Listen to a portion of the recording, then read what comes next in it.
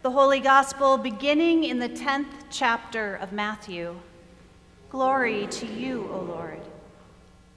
Jesus said to the 12, "Whoever welcomes you welcomes me, and whoever welcomes me welcomes the one who sent me. Whoever welcomes a prophet in the name of a prophet will receive a prophet's reward, and whoever welcomes a righteous person in the name of a righteous person will receive the reward of the righteous. And whoever gives even a cup of cold water to one of these little ones in the name of a disciple, truly I tell you, none of these will lose their reward." The Gospel of the Lord. Praise to you, O Christ. Please be seated.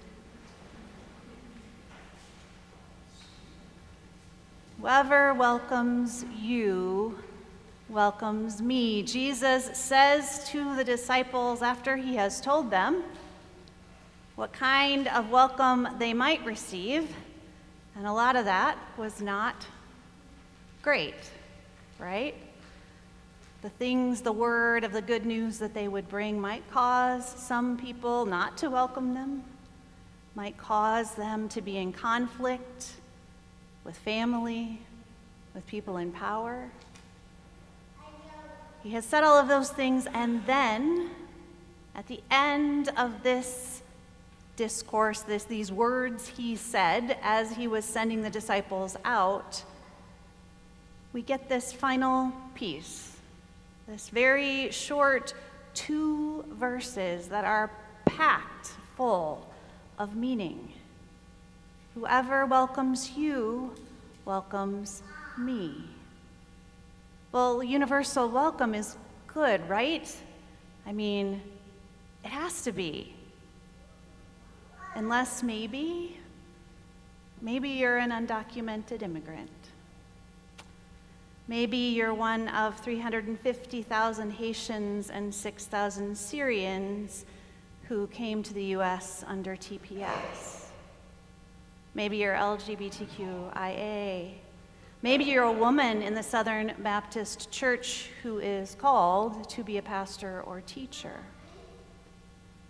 Or in Jesus' time, maybe you were a leper or someone who was considered unclean by the law, or a woman sitting by a well for whom there were stories told. See, for humans, welcome is conditional. We welcome those who think like us, who look like me, who behave like I do, or who follow whatever I consider to be the right rules. Or, when welcoming them somehow benefits me, like they can work in my field on a job that other people don't want to do. And yet, when we truly welcome in the way in which Jesus talks about in this brief 2 verses, we are bound together with those we welcome. It is more than just an "it's okay to come in, sure, have a seat." See, the word used as welcome, or translated welcome in our text, might be more accurately translated receive. Carol pointed out that in Swahili, the word for welcome is karibu, which literally means come close. These have a very different meaning for us. To receive someone, to invite them close, has consequences. Especially when we think of the kinds of communities I mentioned. Will people think that I don't think laws are important? Will people think that I don't read my Bible? Will I lose relationships?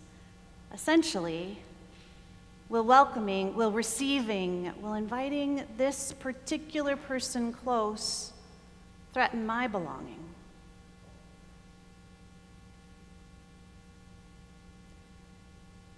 In this particular gospel, Jesus has sent the disciples out vulnerable and dependent on welcome with a message that would challenge the people who would welcome them, that might cause others to question these very things. They were dependent on this welcome. They were dependent on God and the hospitality of the communities they would go to on being received. They were told to take nothing with them, as we talked about. And then they were told to be prophetic and to share the good news of God's miraculous demonstrations of divine power. The good news that all are welcome in God's kingdom and loved. They were in this proclamation dependent on God's power and presence. They had to trust it as they were sent and as they were being prophetic. Because they came with nothing, as I said. And yet they were given the authority of God even as they were so dependent and so vulnerable. It's an interesting contradiction to be sent with the authority of God, but utterly dependent on whomever would welcome you. Sent dependent on God in the communities, those who received them would then receive the gospel, the good news. And we know that power and privilege without any sort of dependence or accountability can be very dangerous for us humans. We have seen it used to subjugate others, to enslave, to take advantage of. And if we don't recognize it in the world around us, it is certainly present in many movies that we see, that ultimate power corrupts ultimately. You have Darth Vader and the dark side, Sauron, the ring of the Lord of the Rings. And so I wonder, this dependence that God sends the disciples out with their authority, but also their dependence, keeps them honest, right? And we too are dependent on the grace and the mercy of Jesus. You see, we have been freed from our slavery to sin. We have been freed from our self-serving, disobedient lives so that we might be dependent on God's grace and mercy each moment of every day of our lives. And so we too, in this freedom, like the disciples, are called to be prophetic, proclaiming the good news of Jesus, even when it challenges systems. As we say no, we are called to welcome and care for all. And we are called to be righteous, pursuing justice, pursuing healing and restoration of all, not just for ourselves, not just when it benefits us, but for the world God so loves. And we are vulnerable. We are wholly dependent on God's power and presence, so that we might be reminded that because we need that welcome, we need that hospitality, that coming close to God, so we are too called to extend it, offering a welcome that is almost sacramental,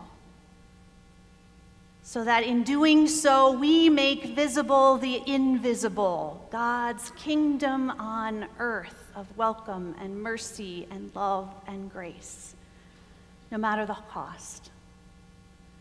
And we do that because our hope is not dependent on the halls of power, but on the death and resurrection of Jesus, in whom we live and move and have our being. Jesus, who has freed us from sin and death to do just this.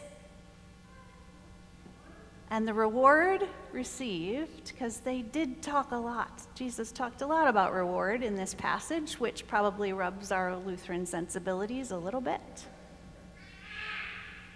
The reward received, I believe, is the community that is created when you welcome, when you receive one another exactly as they are, when the good news of Jesus is received, because that is where God shows up in those moments.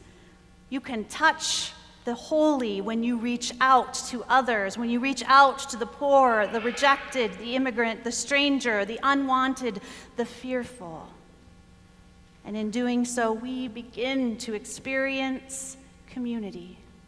Community that is full of God's abundance and rooted in it. And it is then that we live into the good news of Jesus Christ. Thanks be to God.